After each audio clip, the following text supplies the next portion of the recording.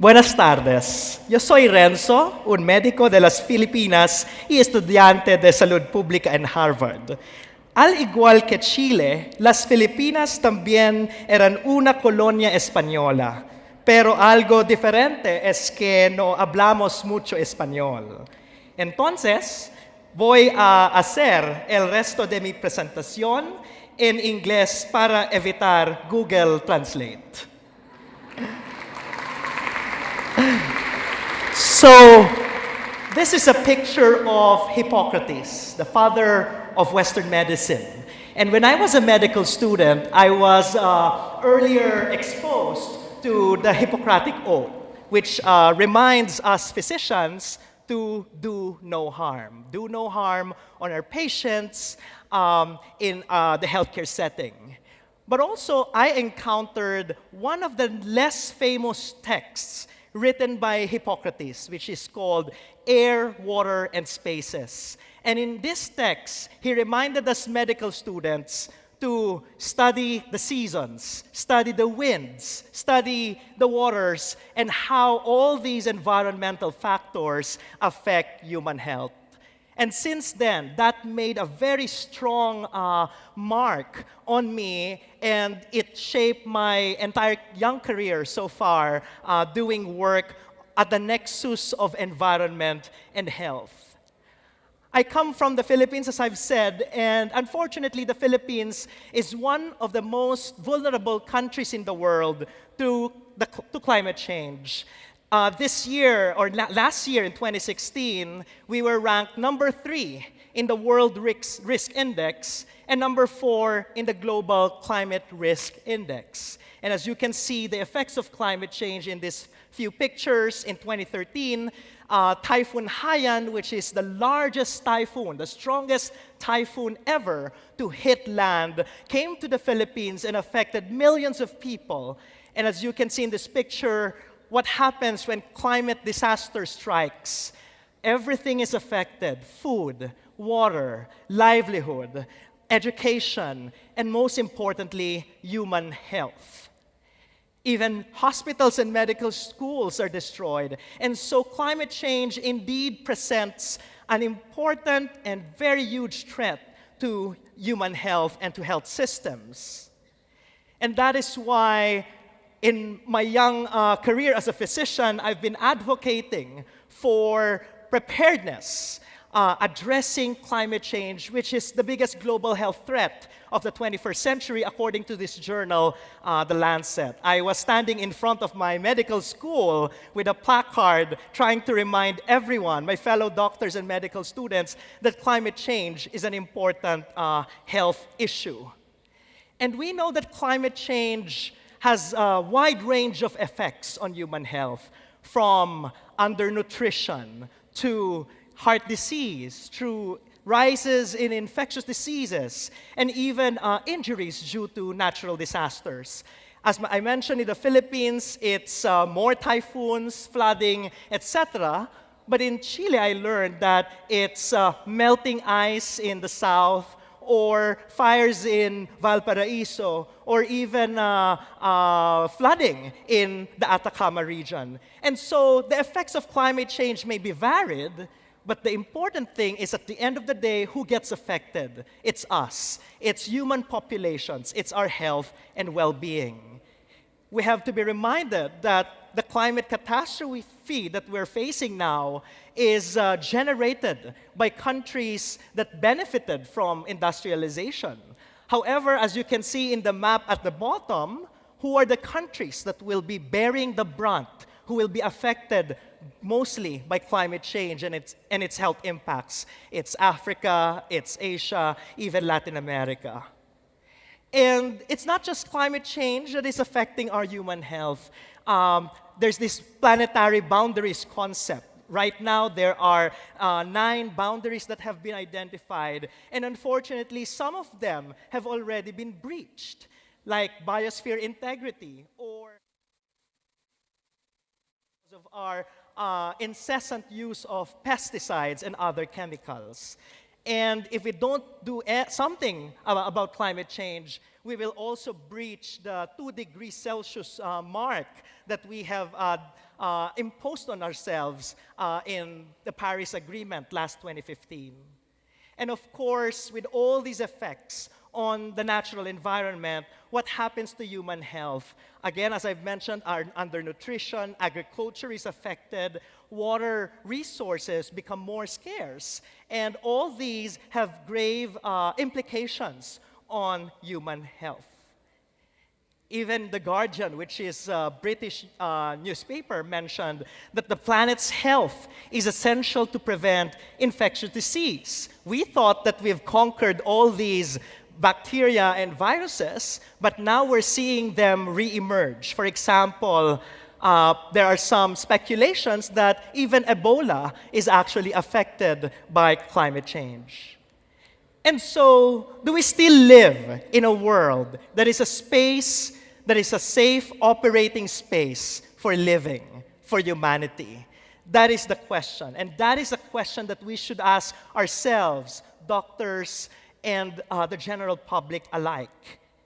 And so, last 2015, the Rockefeller Foundation and the Lancet came up with this very important commission entitled the Commission on Planetary Health. And they called for the creation of a new discipline. Before, we were talking about public health, which is the health of human populations. But in the 21st century, we cannot anymore ignore the health of the planet that sustains us. The health of people and the health of planet are deeply intertwined and, in fact, inseparable. And that is why the field of planetary health was conceived. I'll read it: the health of human civilization and the natural systems on which it depends. And so when we talk about planetary health, we talk about the air, the water, the soil, but also how we manage our cities, how we manage migration of populations, how we deal with our scarce natural resources. But also, we should not forget that in the ecological transition that we're facing, not everyone benefits from the ecosystem services that the environment offers. As you can see in this graph, the poor become poorer, and they don't have access to these life-saving commodities that the natural environment offers. And so it's very important that when we talk about planetary health, we just don't talk about the health of the population of humans at large, but also we should give special attention to the poor, the vulnerable, and the marginalized. And so what should we do together in order to address these planetary health challenges? The Lancet also in 2015 said that tackling climate change is not just a threat, but is the greatest global health opportunity of the 21st century. And let's see, what can we do? So first, we need our health systems to be resilient to the effects of climate change. We want our hospitals and health facilities to be the last building standing when natural disasters strike. Because where do people go when natural disasters happen? They go to these health facilities for care. So we want also environments that are clean air, clean water, and that's why before coming to Harvard, I was very active in the Philippines fighting dirty energy sources like coal and other fossil fuels. We said here, coal kills, and that's why we should kill coal in order to protect human and planetary health. And in fact, in the Philippines, we were talking now about the big show. What are the energy sources that are good for the environment and good for human health? It's biomass, letter B, geothermal, solar, hydro, ocean, and wind. And in fact, there's so many studies already that are coming out saying that these energy sources are good not just for human health, but also for planetary health. And we were bringing doctors to the Senate in order to bring health at the center of the climate and energy discourse. And so what else can we do? Within our health facilities, there's so much that can be done. We can green our hospitals and health facilities so that hospitals do no harm, not just to patients, but to the planet where we live in. So we need to fix the way we manage our chemicals in hospitals, the way we design our buildings, the way we use energy, water, the way we produce food that we provide to our patients and hospital staff. How do we procure medicines and other materials that we use in the provision of healthcare?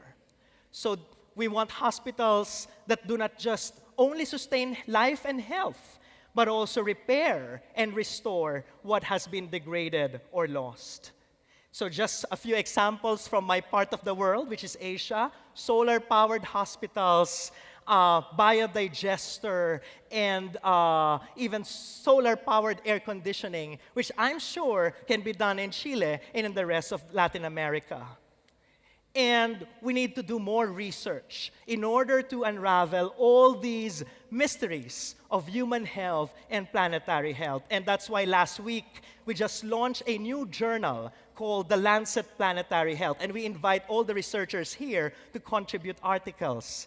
We're also just started this Planetary Health Alliance, and we're inviting researchers from Chile and the rest of the Latin America to participate in this endeavor. And in April, we'll be holding our inaugural, our first ever Planetary Health Conference in Washington, D.C. So there's so much that is happening in this new discipline of planetary health. And most importantly, we should not forget the people on the ground, in the communities, because they, at the end of the day, will be the ones fighting for the life and survival of the planet. And so here, as you can see, in the Philippines, we were educating community leaders about all these interconnected issues.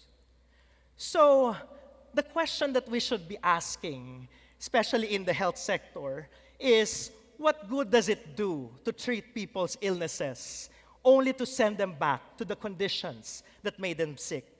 We can give the best antibiotic or the best surgery, but if we return them to the communities that created the disease and the ill health in the first place, then probably we're not doing our job very well. And what we need in the 21st century is a cheap solution.